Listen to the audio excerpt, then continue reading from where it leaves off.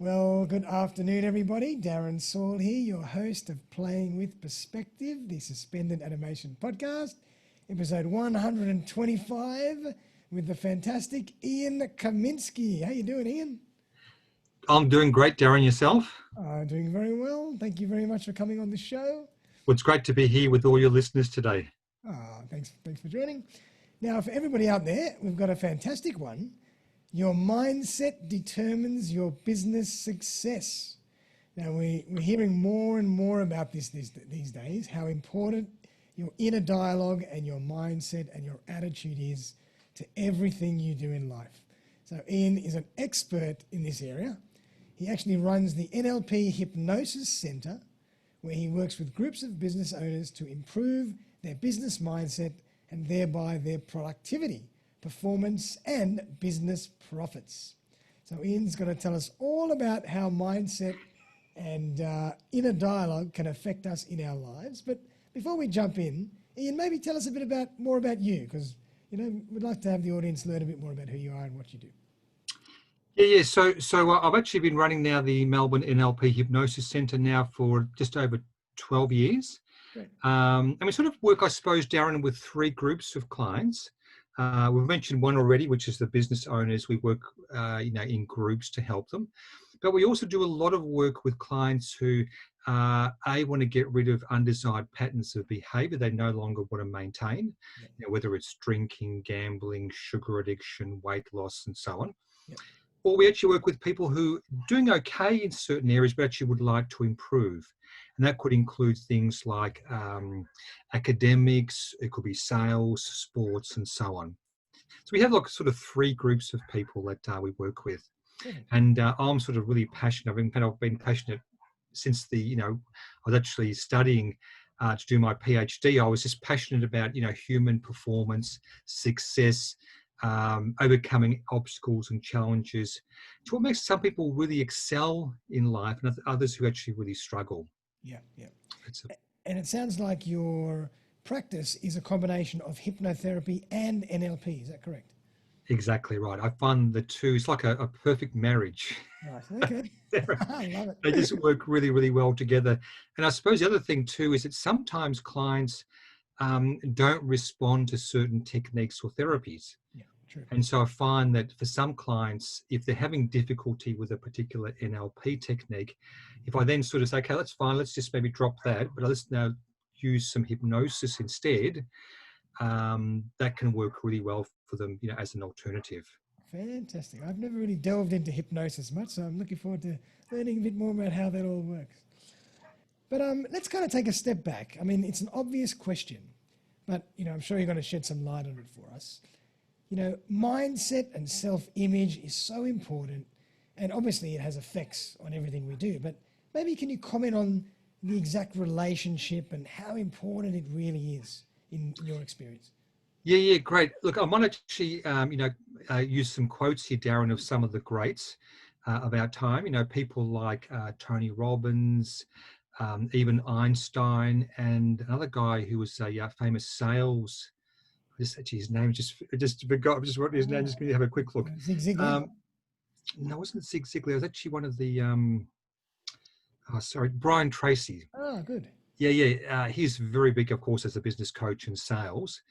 And they all actually agreed upon one thing, which was that actually success is 80% mindset and 20% strategy. Yep. So they didn't say strategy is not important. In fact, they acknowledged quite rightly that strategy is very, very important. It can save you years and years of effort, reinventing the wheel, relearning, powerful lessons. But they said, unanimously that if your attitude is not right, no matter how good your strategy is, it's just not going to be effective because you'll probably give up too early, or you just won't take it on, or you just won't be able to sort of persevere and get things done over the long term. So true. And I see that all the time. And, that's a struggle for all of us. We have ideas, we strategize, we come up with the best ideas, but we all fall down in the implementation. And that is what you're saying, because mindset and attitude is really that 80% that makes you consistently execute on that strategy every single day in perpetuity until you achieve your goal. Well, let me ask you a question here, Darren. Can you think of times, when opportunities come up, would actually have made a huge positive impact either on your business or your life, Yeah, but you had self-doubts about, your ability to do something, sure. and thereby you held yourself back from even trying it. Have you had that experience before? Sure, absolutely. Absolutely. And we all have, I mean, I have these as well, and these are just great examples of the importance of your limiting beliefs, your self-image, and your self-confidence. Yep, so true. And if they're not quite where they should be, or where they could be, I should say, then that's going to be always like a bit of a brake holding you back from progressing moving Yep, forward. yep, so true. And I've also found as well that, once people have done something once, they've created a radical change once, or they've broken through that one self-limiting belief, they find it easier to repeat the pattern. But the first one's the hardest one. Would you say that's correct? Very much so. In many cases, that's very, very true. Because once you've done it once, and of course, you've then got the evidence procedures to say, well, look, I've done it before, so clearly I'll be able to do it again. I can apply Um, myself there, I'll apply myself here. What's exactly the right. difference? Exactly right. So, in fact, one of the ways to really boost your self-confidence is actually to look for evidence of you in the past having actually achieved that. In fact, we actually have a really powerful question we ask our clients often. It's called actually the counterexample question. And it could be along the lines of, Ian, whenever my wife does this, I get really upset and I drink, 3 liters of whiskey. And I would say, okay, that's interesting. Okay. But was there ever a time when you didn't do that?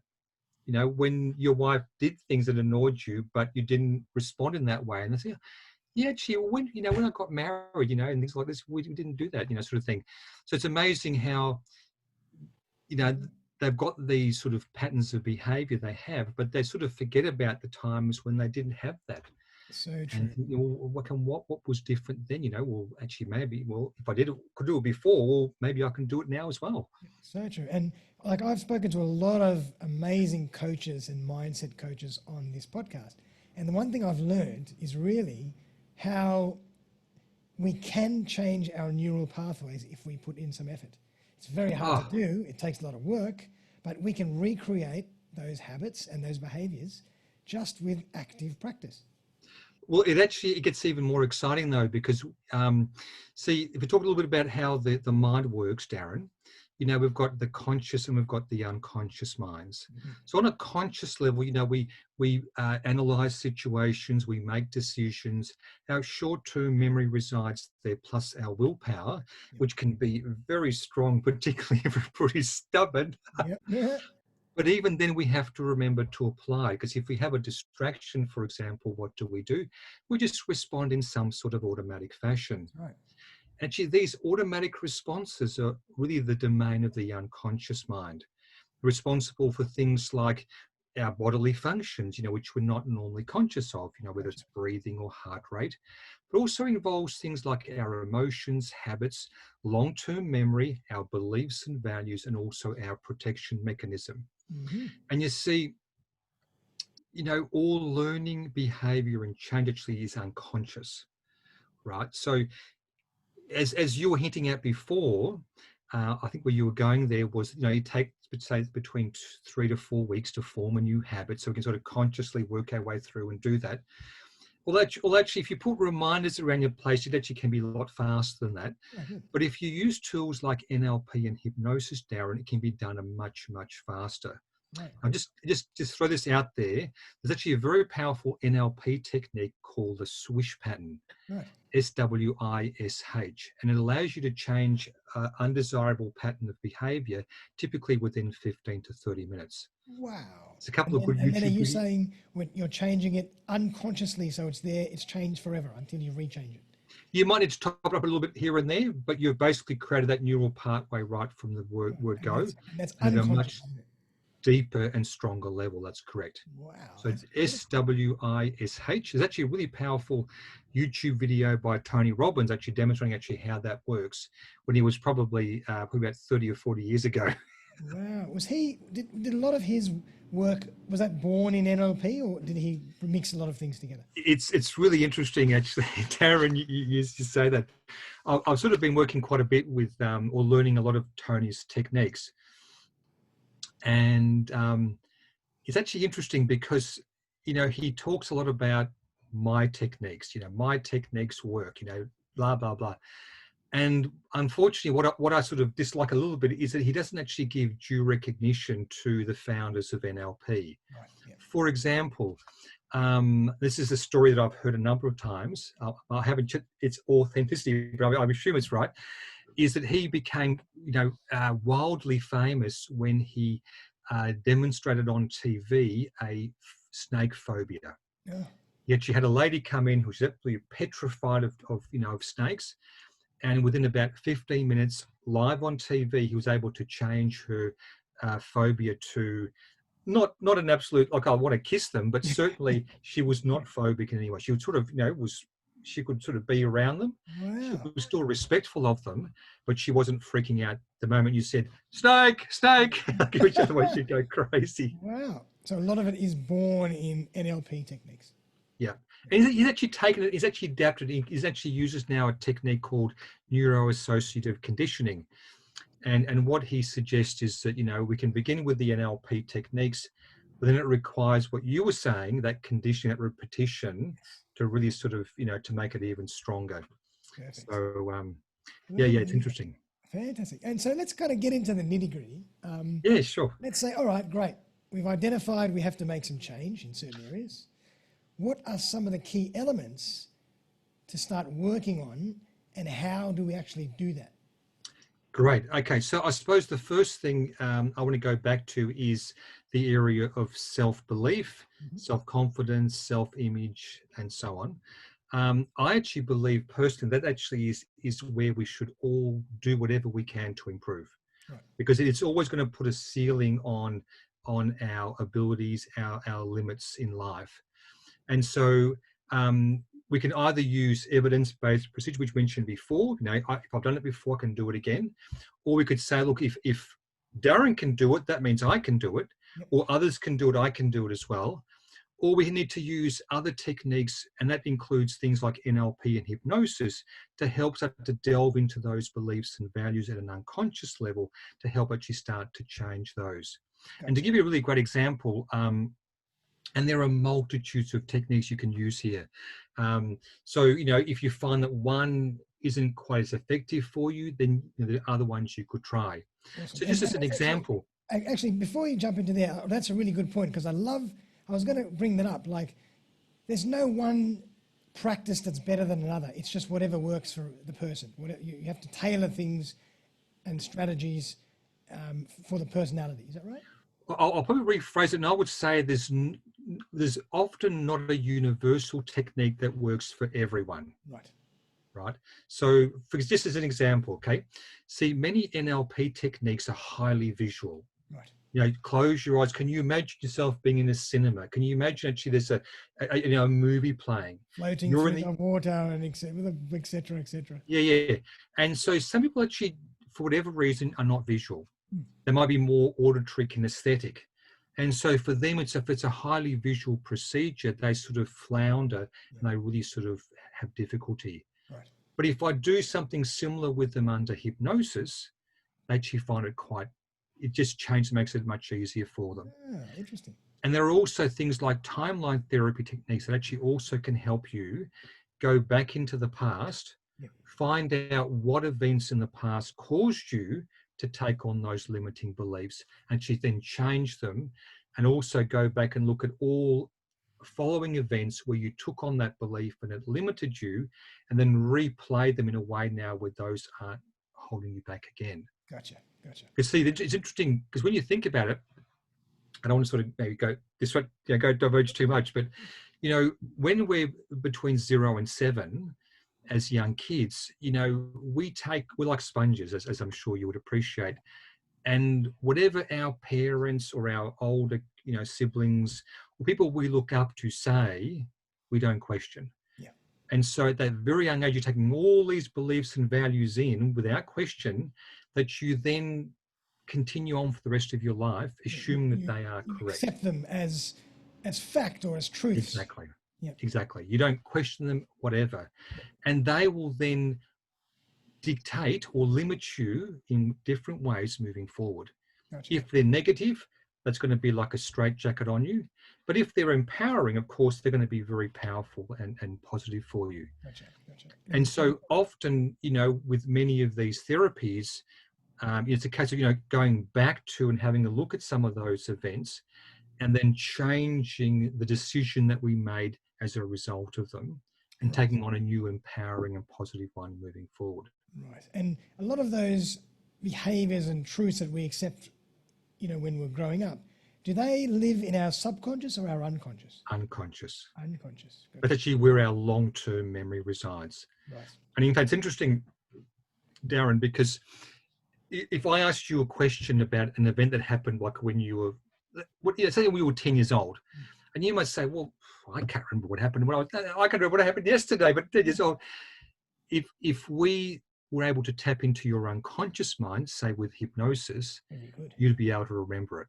Because it never forgets anything. It's like a reservoir it's like your whole database sitting there ready to be. And there's actually been a number of criminal cases, where there've been witnesses to, a murder or a like a robbery and so on. Wow. And the actual witness can't remember all the details. So they will often be put into a hypnotic trance in a very special way, very controlled way, and they'll be able to then recall the events much more clearly. Amazing. What do you know, huh? It is. It's pretty amazing how your mind works.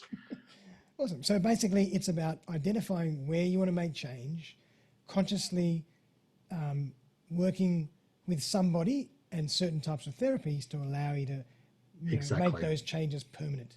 Exactly. So for example, I want to mention to you, so we were leading to before, is I did actually Tony Robbins's Unleash the Power Within event. It was probably about maybe 2 months ago. It was his virtual one here in Australia. And one of the big things that he focuses on in that event is overcoming limiting beliefs. Right, nice. So there's that option, there's hypnotherapy, there's NLP techniques, there's also timeline therapy, which is also very important. And there's also other ones as well you can use, but those are the ones that I'm sort of quite familiar with. All right, fantastic. And where does motivation come into this? Or is that just like, I want to do something, but if you don't actually, as we said, practice 80% execution, motivation is just useless? Well, what we're sort of getting at here is what drives you? What drives you to get things done? And there's probably two main points I wanted to emphasize here, Darren. The first one is that we are generally motivated by one of two things: pleasure or pain. Okay, so I'm sure you've probably heard. We run towards pleasure and away from pain. Yeah? The carrot or the stick, as they say. and different people are motivated by different things. For some people, like for example, I know for myself, I'm more avoiding pain. Mm-hmm. And I'll give you an example. I'm part of an accountability group, and we meet every fortnight. And the Sunday before our meeting, I'm thinking to myself, geez, what haven't I done here? I'm going to get this done. I'm not going to that meeting without having this done. So for me, it's very much a pain thing, right? But for others, it's a case of, oh, look, I really need to have, a reward of some sort to get me over the line. Right. And I might even go through some short-term pain for a longer-term reward. Exactly. That's what drives them. Exactly right. So the first thing is to know what is your main driver. And so, for example, let's just say, Darren, for you it was mainly a reward thing. Then when you have to do tasks that you don't necessarily like, then for you it'd be great to say, well, look, what I'll do, if I finish this task off, then I want you to go to the cinemas, or I'm going to have a reward for yourself. Gotcha. For me, it's more a case of, I need to have a penalty, a stick, so that if I don't get it done, wham, out it goes, sort of thing. Constantly just avoiding the pain. And the interesting thing is actually just about this, maybe just in a bit more detail, I don't want to spend too much time on it though, is that it actually has been found that you get more consistent results if you're more on the avoiding pain side rather than getting pleasure. Okay. right? Why is that? It's interesting example of, um, this was the example that was used. So such as someone who was motivated by income, Right. right? Wanting to increase their income. Yep. So on the one hand, you have people who, for example, say things like, look, I don't want to be broke. So they're moving away from being broke. Yep. Others want to say, well, hang on a second, but I actually want to, because I want to buy a house, for example. So one's pleasure, one actually is avoiding pain. Yep. And it actually works out for the person actually who's wanting to avoid being broke. They might get to a certain point and think, well, I'm actually not broke anymore, so why should I bother continuing? And they'll back off. Oh, no, I'm getting too close. I've got to go back off again. I'm getting too, and it is up and down because they get to a point where they're not broke anymore, so they don't have to continue pursuing their income goals anymore. That sort of makes sense. Yeah, that makes sense. This is an example. And point number 2 I wanted to mention about motivation was, it's also very important to know what fulfills you, right? Because we all have different things that we love to do, which we find very fulfilling. It could be, for example, you like something creative. Let's just say an example. And so whatever that happens to be for you, it's good to first of all know it, and then to incorporate at least some aspects of that in your work or family, life. So personal life. Because I know, for example, for me, I actually love helping people, but I'm very analytical because I've come from an engineering background. Yep. And so I find for me, if I go too far one way or the other, I don't feel fulfilled. I don't like what I'm doing. I can do it for a little while, but then I sort of lose interest or just lack the motivation. Gotcha. But if I'm doing things that encompass both, or I make time for both, then generally I feel really great and I just want to continue doing what I'm doing. Okay, fantastic. So that's just an example. It's good to know, what is important to you, what motivates you, and incorporating at least some of that in your routines, on a daily basis or maybe on a weekly basis. It just keeps the fires burning. Exactly right. It keeps that sort Keeps of that you in that phase of making sure you execute on that strategy. Exactly right. Exactly right. You just lose focus and lose motivation. Yeah, exactly right. Okay, very good. Now, I love a good story. So have you got a good story for us as to, paint a picture as to how either NLP or hypnosis has really helped somebody in from a business owner's point of view, that, someone that might have come to you for help? I'd love to hear a little story. Well, I mentioned actually 2, if I could. One's more on a personal, but it also does encompass work as well. And the other one actually is more to do with like a business type of setting. Great. To do with our program. So in the first example, I had a guy who is a very, very clever guy. He was very strategic in how he planned his sessions with me. So he came to first of all see me for quit smoking. Right. Like he was spending a lot of money on his cigarettes, and he was highly successful. He stopped within a session. So he was really, really happy. Wow.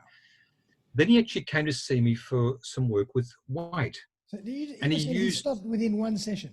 Yes. Under hypnosis? Yes. Well, that was actually a combination of NLP and hypnosis. One session, stop smoking. That's it. Unbelievable. Yeah. Yeah. Wow. I mean, not all of our clients do, but many of them do. Okay. And then he was very clever. He used the money that he saved, right? He was very clever, to actually help him improve in other areas. Oh, I love it. So he came to see me then for weight loss. And we did some work in there. He made some progress there. And then he actually had some issues with communication in his job. Right. So Ian, come on, you're going to help me with this stuff. So off we went. So we did some work with him. He helped him with his role at work. Fantastic. And he said to me, Ian, I've got a real problem. I said, well, what's the problem now, Michael? I said, well, I'm saving all this money, right, I didn't have before, but I'm just squandering it. And I'd like to actually, he was very, very fond of the Barefoot Investor. Right, yes. And he said, look, I'm just buying all this stuff. I don't even need it. What I'd like to do actually is be able to invest that as surplus funds for my future. And I want to use the strategies of the Barefoot Investor. Can you help me? Come on, Michael, in we come. So we did a whole session on money management. Right. And he told me That one, he was now saving thousands every month, and she's putting it towards his long-term future, and he was really happy with that. So it was just a great example. But Wow. not only a good example, but also just the way he sort of planned it. So it's very clever, because he was just using money he didn't have before anyway. Perfect. So it's just really clear. It's money for jam, just keep, compounding.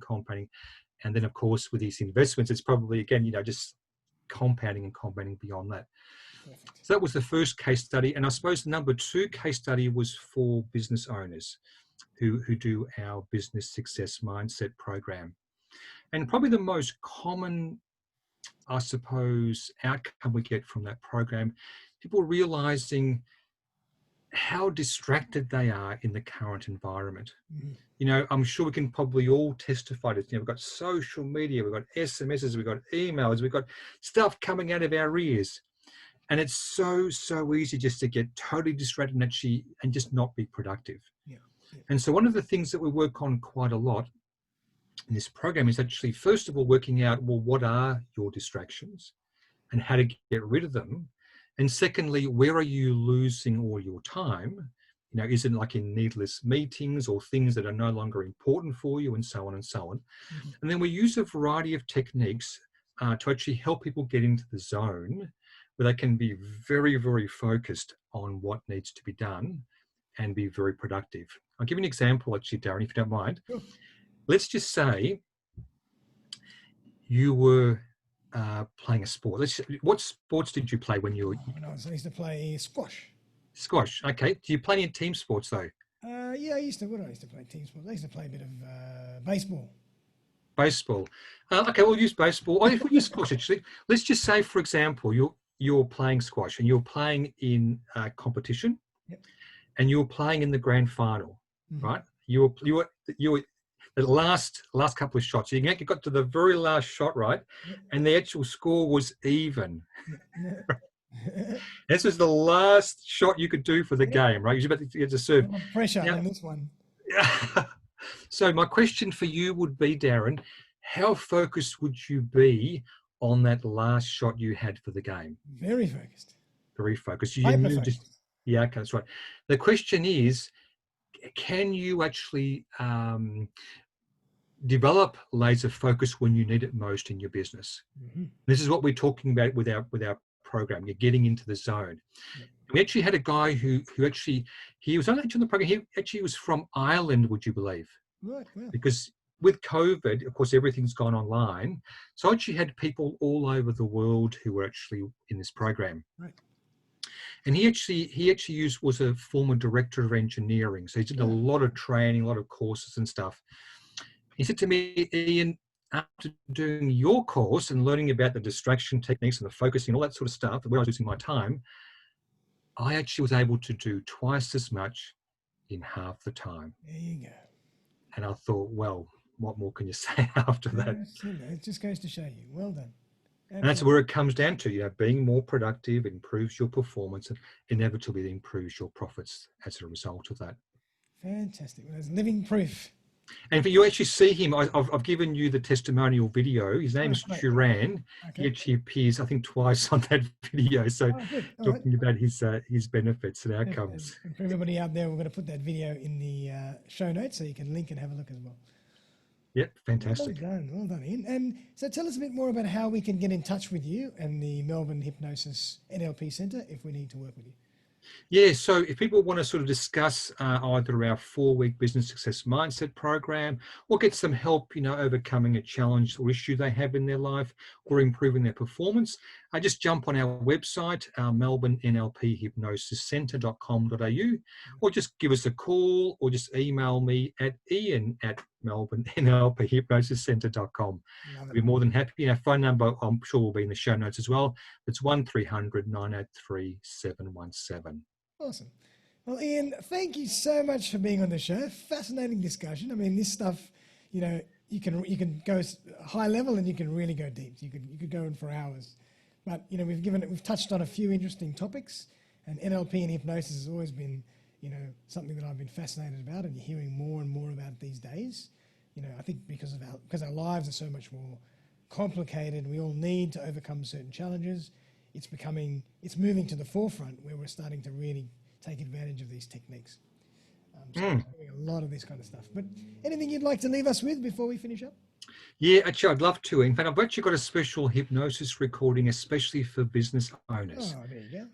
And actually, many of them have really sort of found the current environment quite challenging. So actually got a special hypnosis recording about reigniting your entrepreneurial fire and thriving during these current challenging times rather than just surviving. Perfect. So I've already given you the link already. I'm just going to put that in the show notes for everyone. That just takes them to the landing page. There's lots of information, tips on how to actually do this, and they can also get access to the recording as well. Oh, fantastic, Ian. Really appreciate it. And I'm sure the audience will find that very useful. I would love to hear their comments and feedback. It'd be wonderful to hear. Absolutely. Well, Ian, thank you again. It's been a pleasure to have you on the show. All the audience out there, I hope you've enjoyed it as much as I have. And if you have any questions for Ian, please feel free to put them in the show notes or send them to myself or to Ian. And if you want to use Ian's services and the Melbourne NLP Hypnosis Centre to overcome some challenges, get in touch, because I'm sure that he'll be fantastic to work with. So Ian, thanks again. And for everybody out there, have a great afternoon, and we'll see you very, very soon for another episode. Bye for now. Thanks, Darren. Thanks, everyone. Pleasure. Great to be here.